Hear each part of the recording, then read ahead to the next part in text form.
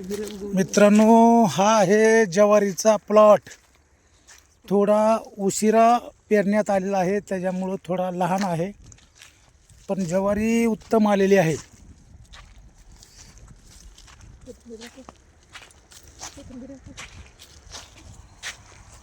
त्याच्यामध्येच कोथिंबीर आहे.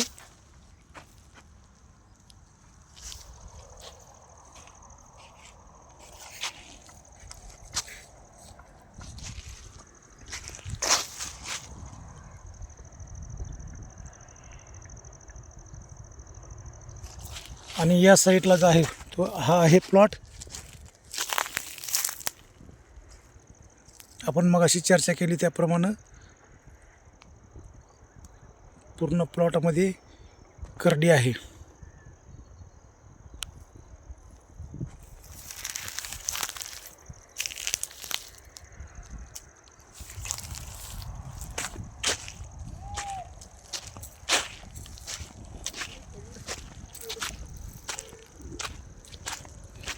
बघा कशी बोराची सप्रेंट झालेली आहे. कसे बोर आहेत बघा. खातोच. आणि या साईडला आपला एक नंबरचा असा गहू आहे बघा.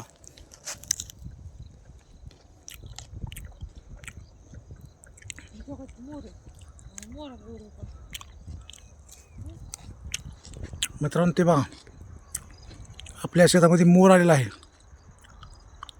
आज आपल्याला मोराचं दर्शन झालेलं आहे बघा.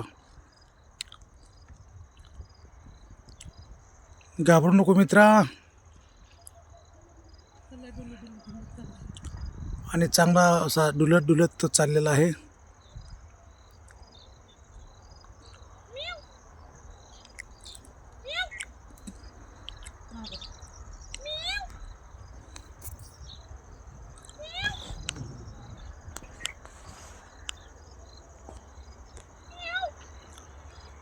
मोर राजा तिकडे गेला आहे. मोर नंबर 1चा गहू आलेला आहे बघा. कसा आहे गव्हाचा प्लॉट. अतिशय उत्तम आणि दर्जेदार. शेतकऱ्याला फक्त साथ पावसानं आणि पाण्याने द्यावी.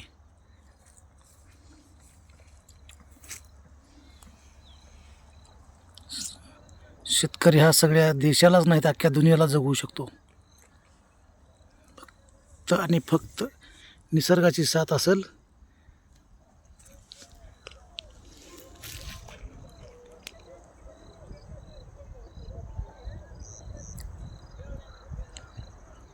आमचं शेत आहे ते निसर्गरम्य अशा ठिकाणी आहे.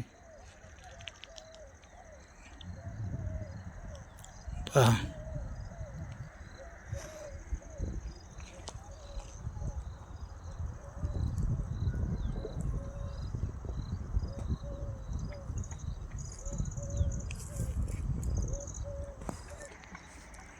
बघा मित्रांनो, रानमेवा किती पडलेला आहे खाली.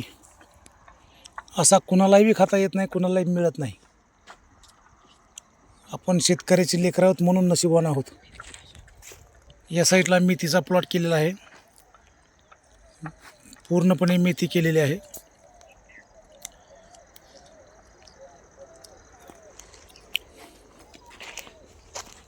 नंबर 1 असं पोटऱ्यामध्ये गहू आलेला आहे.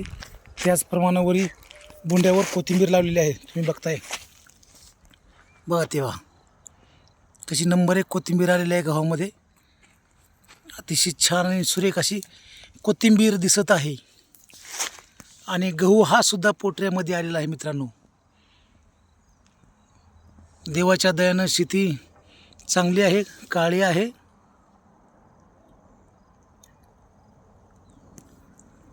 छानसा असा वातावरणामध्ये हे पीक येत आहे.